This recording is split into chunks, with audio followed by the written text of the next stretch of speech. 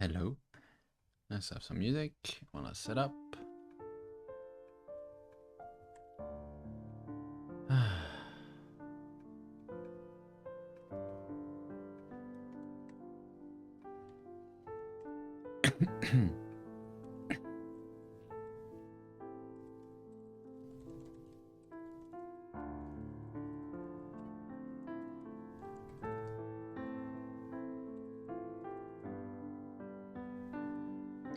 Can't type anymore today, apparently. Is there Twitter?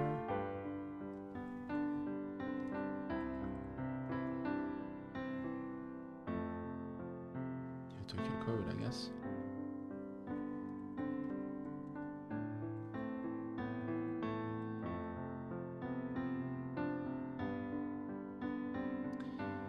Right, it's going out. So, welcome to this project review with me, Daniel Tenner, aka Swombat. And today we're going to review Neo Tokyo codes, or like the whole Neo Tokyo ecosystem, or do our best to do that.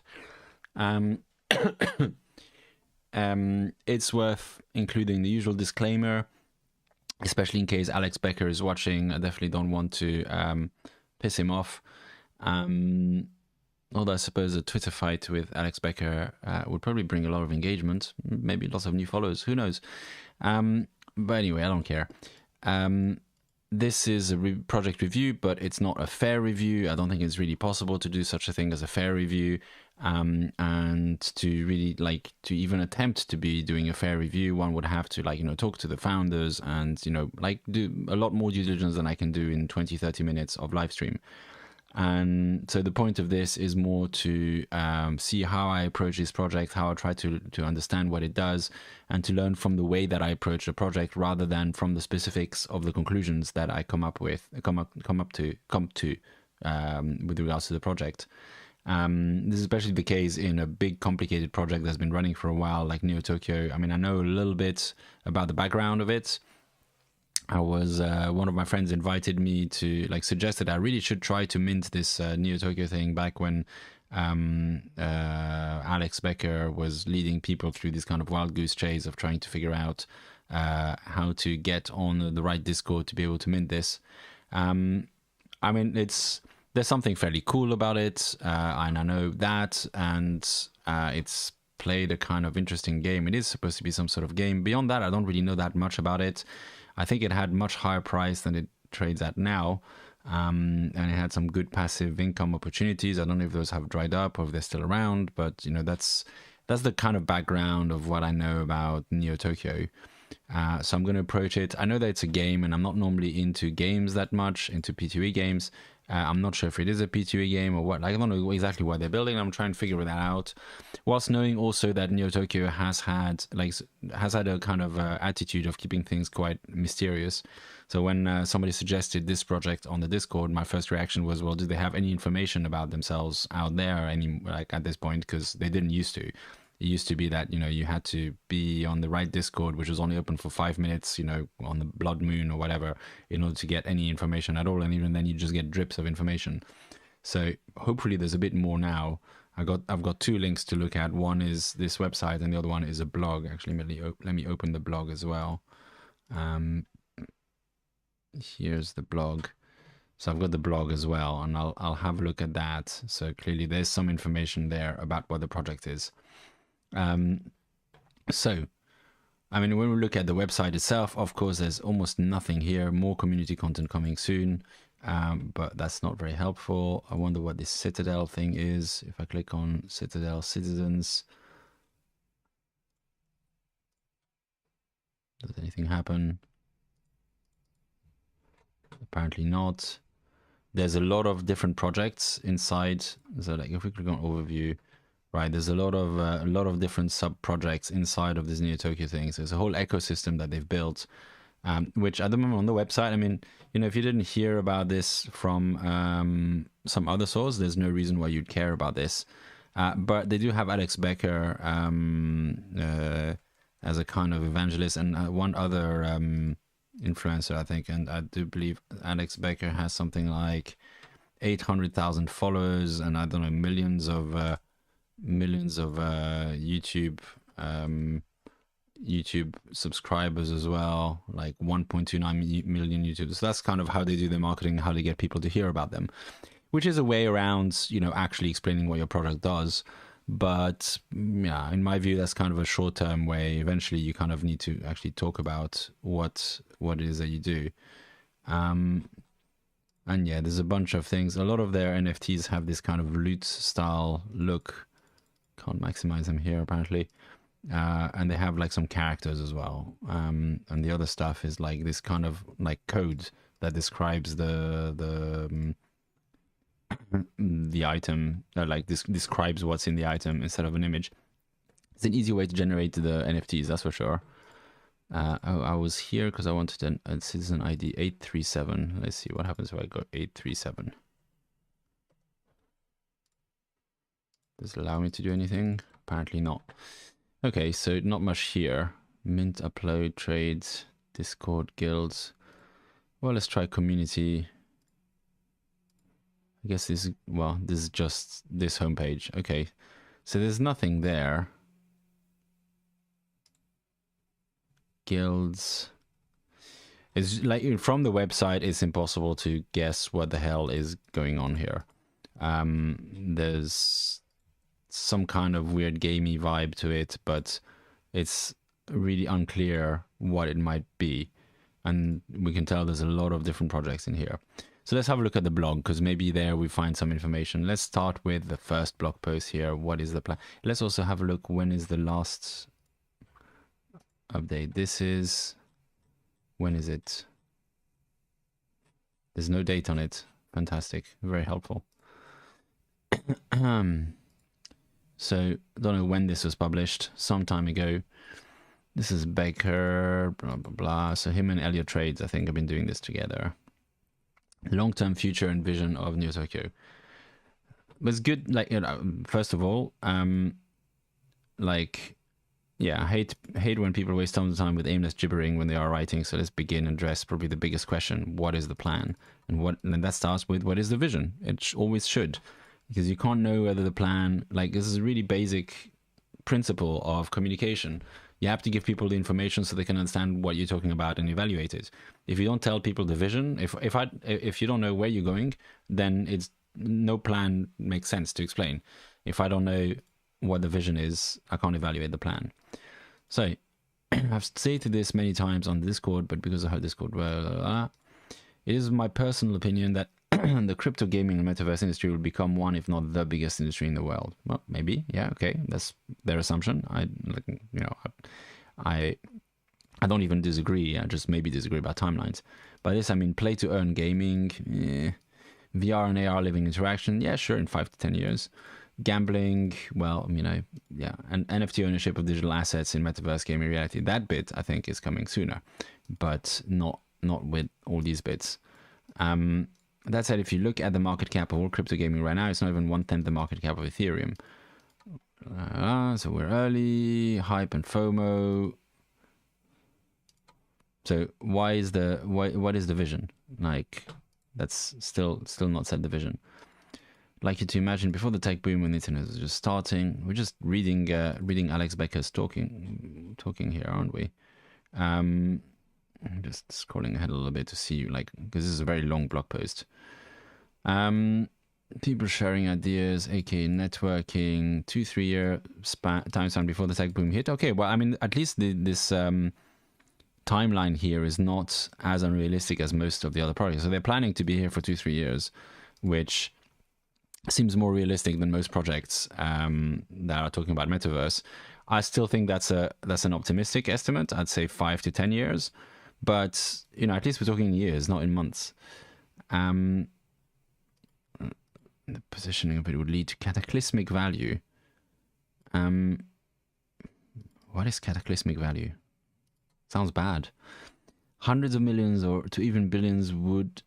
I hate how Alex Becker spells have of. Anyway, he's already made fun of people who hate that, so I was the target of that, clearly. The heads of many of the biggest companies in the world would have met, shared, blah, blah, blah. In short, it would have been almost an Illuminati of the tech world. This is what we seek to build with Neo Tokyo. At the moment, if you take +4 or buy price and watch chats in Discord, there's an immense amount of alpha networking building, blah, blah, blah. Build on community.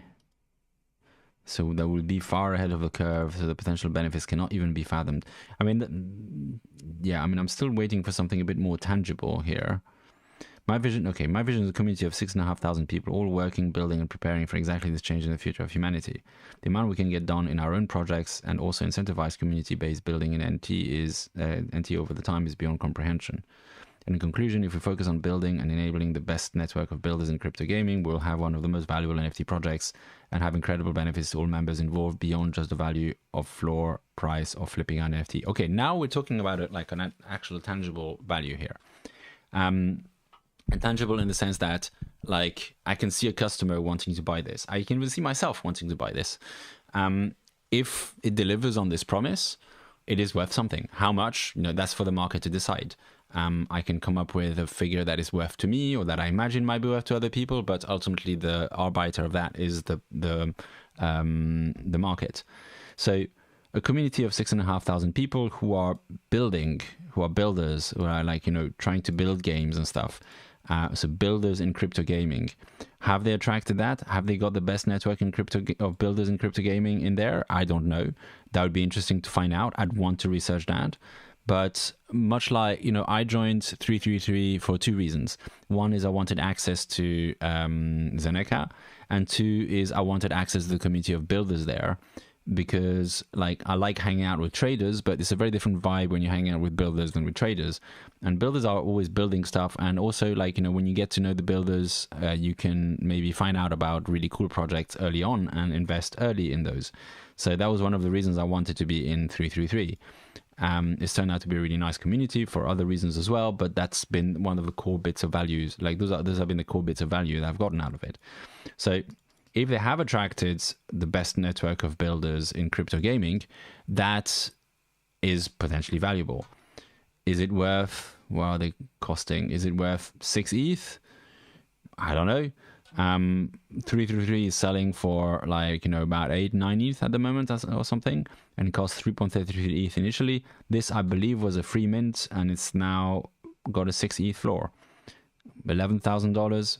$11,000 if you're an investor and you're trying to invest in crypto gaming, which might very well be a massive industry, and I don't disagree with that.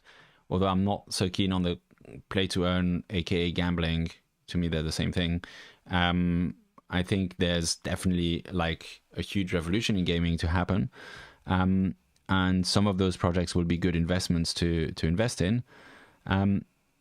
If that's what you want to invest in, and they have this community of builders in the gaming world, then, in crypto gaming, then that's a really good place to join. The current NFT meta and its effect on Neo Tokyo. Neo Tokyo is down from its peak. The euphoria around it has waned. People are no longer eager to speculate on it as they once did, and the dip that resulted that is very disappointing for all of us. Founders have a lot of work to do, which I'll describe on later on. We are not chasing the meta. Good. What we plan to drop, value, high floor price and money for holders, what we're not doing. Yeah, they're great questions. Yeah, okay, so I like the fact that they address that directly. I mean, I expect no less from somebody like Alex Becker, who also actually retweeted one of my tweets that, so I don't know if I coined that, but who labeled a lot of the current meta get rich quick as a service. So he sees that as the meta. I don't know when he published this, but probably before my tweet. And he deliberately isn't following that meta. I like that. As much as people look at Bored Apes or Azuki or whatever, before they fell from grace, and say or CloneX as well. CloneX has his shoes, I suppose. But as much as they look at those kind of things and say we want more of this, most of what Bored Ape Yacht Club generates at the moment is basically free money, high floor price and money for holders, and that's not sustainable value. They're looking to generate a different kind of sustainable value. And if the floor price needs to come down, then so be it. People thought it was going to be a pure hype project, and they priced it accordingly, and then the price went down because it turns out that that's not what they're actually interested in doing. The NFT meta is is currently what is being hyped and chased by people looking to make money in NFTs. Early 21 is an NFT project. Mid 20, 10,000 collection. Then animal PFPs. Then communities and alpha. This is where NT came in, and also where Kongs is and blah, blah, blah. NT was also on the front end of the drop trend with a release of bytes and codes. Created a lot of speculation on NT. That was not purely intended. Okay. Was it impurely intended? However, the current meta has mostly shifted towards drops, whitelist, and generating pumps for future drops of tokens. Lock the people into their NFTs in order to receive the drops. Blatantly a scheme to create massive artificial speculative-driven price pumps by creating massive FOMO and then limiting supply and then repeating the process over and over again as the market allows. Yeah, I mean, I don't disagree. This is a Ponzi scheme. Well, hello, thank you. I'm not the only one who looks at that and calls that a Ponzi scheme. Me and Alex Becker, best buddies. Which is fine. Most of crypto is, well, yeah, I mean, harsh, but fair on the Terra. Some of my favorite projects I really like are doing this, and I don't mean it for it to be a negative. It simply is what it is. Yeah, just be aware what you're buying, you know. They're enticing people by getting them to buy on the premise of future money. Yeah, so if what you're buying is just a future money, or if the only reason to buy something is future money, then it's not a sustainable project. But we're just talking about philosophy here. I'm still kind of trying to get a sense of Neo Tokyo. So Neo Tokyo has not followed this meta. Most projects that haven't as well have suffered. Blah, blah, blah. Okay, so like, tell me more about actually, like, you know. So first, what is next is years of leader and community-driven building to deliver the value I described in part 1. Okay, but what are you going to build? That's what I'd like to know right now. What is not next is, okay, you're not building whitelist drops and schemes that attract general NFT market by promising free money via assets they can dump on the market. Yeah, sure, great. I mean, I agree with your philosophy. Like, I'm a potential customer here, and I'm trying to figure out what is it that you actually are offering. I'm extremely reluctant to tie NT to the, so like, yeah, list money. Okay, you're still talking about what you're not doing.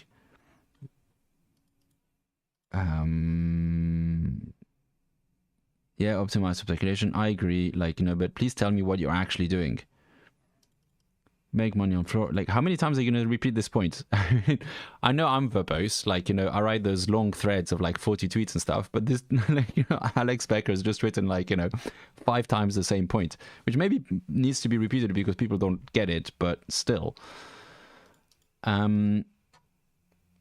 I've seen multiple businesses start, people launch successful projects with the community. I've personally received dev work.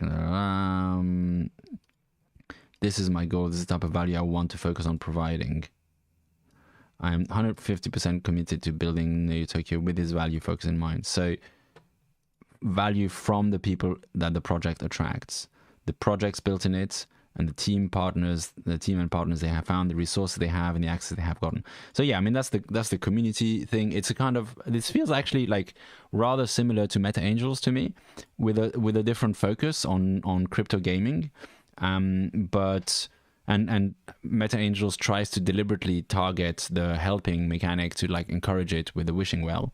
I don't know how they encourage that, because by default, a lot of NFT projects devolve into kind of alpha groups and stuff like that, and pumps and so on. So I laud the objective, like, you know, I 100% agree with the objective of like, this is what a community should be, and how are they going to do that? Only projects with rock solid community vision and behavior will do well after this.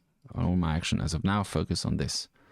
The current plan, yay! Okay, maybe are we actually gonna get the current plan? I don't know. It's like we've been teased for this for half of this extremely long blog post. Extremely long. It's not extremely long, but it's quite long.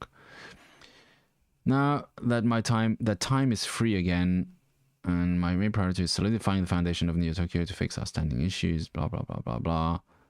Simple breakdown of the plan. Leaders attracting smart people plus community building their own projects and then sharing them, plus community building internal projects and benefiting from them, equals sustainable long-term high-value metaverse crypto gaming community. Okay, let's do like this. Let's break that down a little bit, because it's a bit of a mouthful.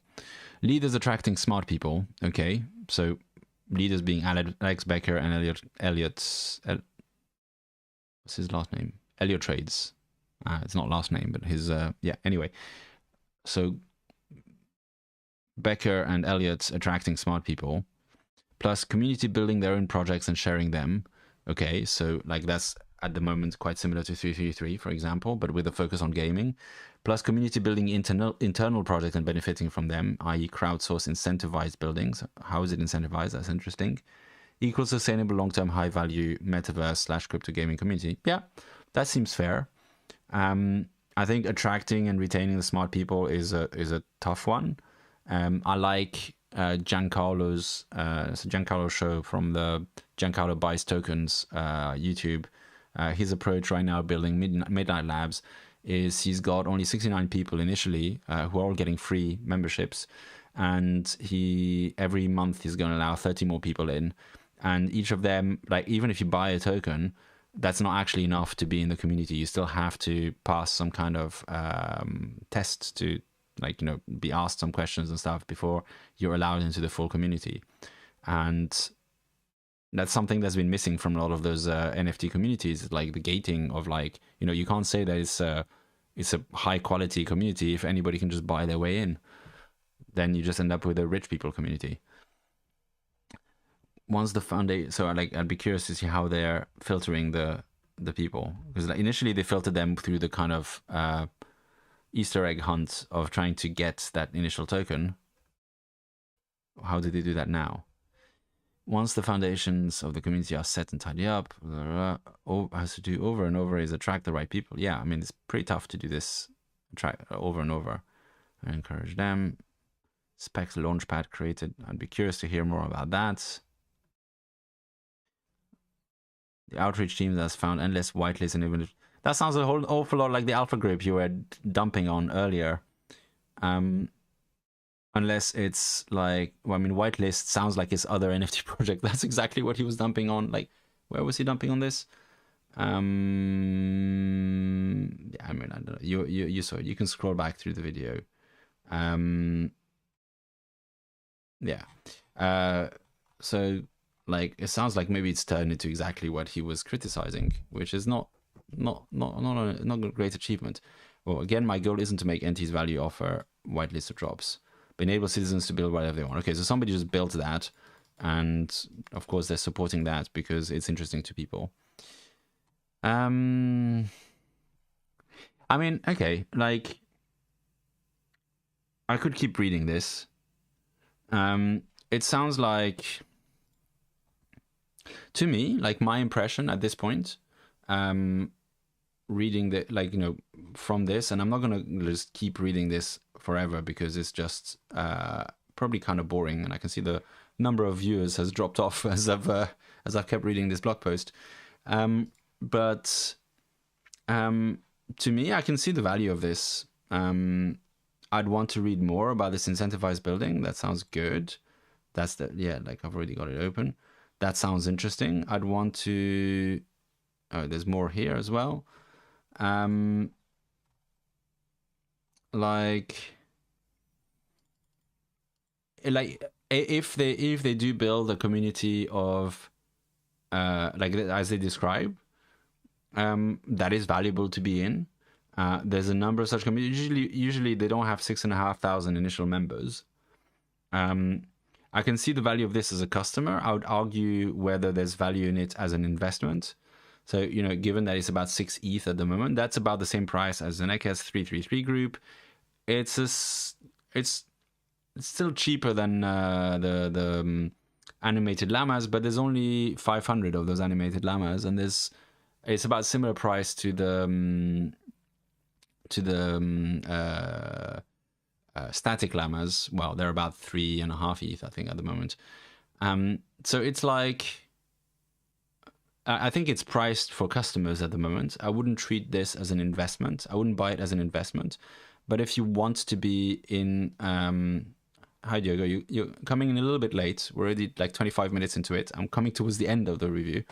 But anyway, if you're coming into this as like, I want to participate in this community, I want the benefits of this community, the like the incentivized building, like get access to those products, get access to the builders who are hopefully building not just inside this community but building games outside.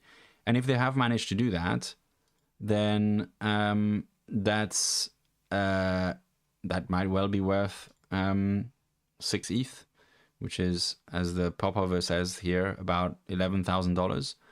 Considering you can probably resell it for at least part of that money afterwards, but only if you're getting really good value from this. I'd say, I don't know how far the price has gone down. I think it's gone down quite a lot.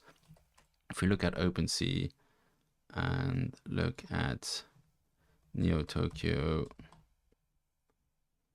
identities, which I think are the things that you need to access this thing. Obviously, a lot of them are staked. Oh no, identity, no, citizens is what we want. Neo Tokyo. Oh, it's unclear actually to me which one it is that you need to have. But let's say it's citizens. That's the ones that are 6 ETH. How much were they in the past? If we go all time. Like they're a lot cheaper than they used to be. At some point they were trading like, yeah, around 30 ETH and they're now 6 ETH. Whether that's the right time to buy them or not, to jump into this club, I don't know. It's definitely better than earlier when it was over 10 ETH. But it's also, we are in the depth of the bear market and stuff, but they have a long-term vision. The price might drop further, so only buy this, I think, if you like, yeah, if you really want to buy it as a customer. I wouldn't buy it as an investment. Whilst it is possible for it to go up as an investment, and there's only 2,000 of them and 2,000 owners. So like most people who are owning them aren't selling them, it seems.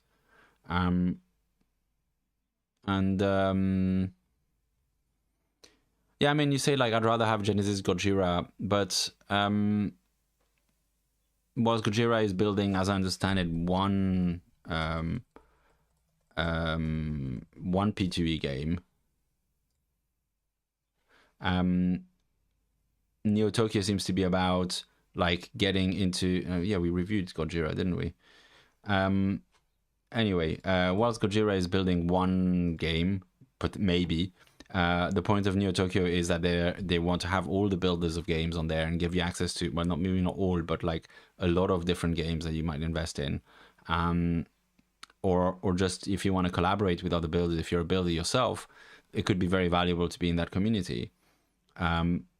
6 ETH worth, yeah, maybe. It's not like, as I said, like, you know, Zen Academy's 333 membership is current floor price of 10.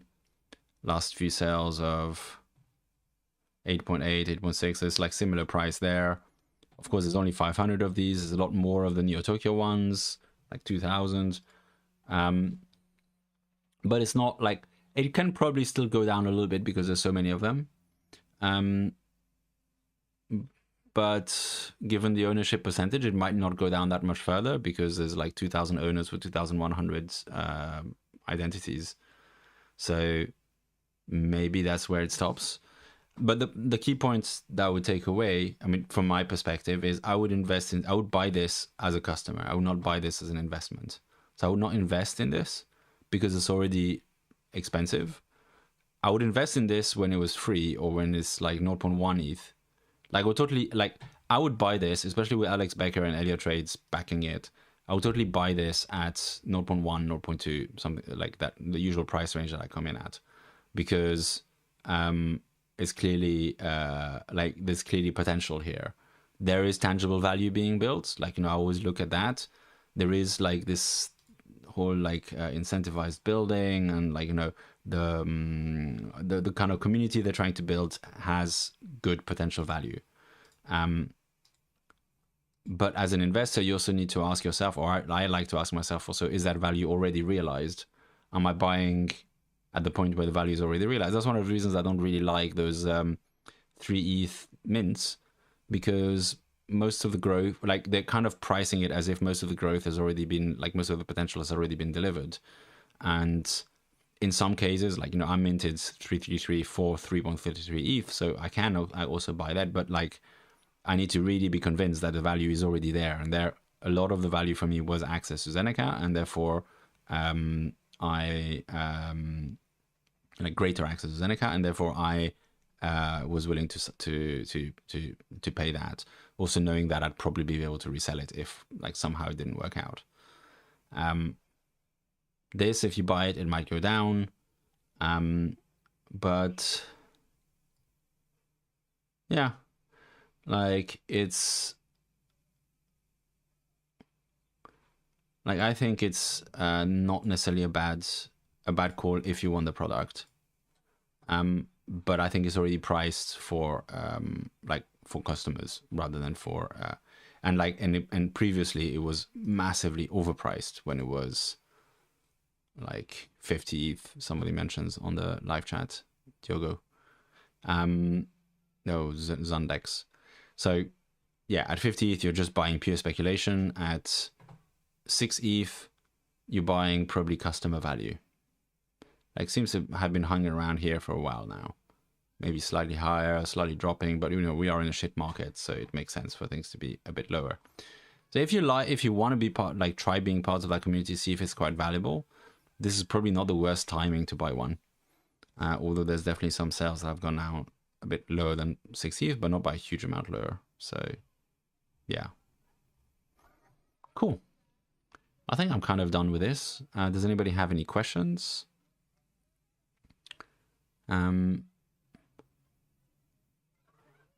Like, it feels like we've boiled down to the core value proposition of this project, and there is value, unlike some of the projects that we've reviewed. It's not a worthless project, despite all the hype and stuff. But it kind of goes back to my, like, you know, I wouldn't buy hype. I wouldn't buy this project when it was hyped. I'd buy now that the hype has died down, and buy for the, you know, multi-year commitments if I wanted to get access to this as a customer.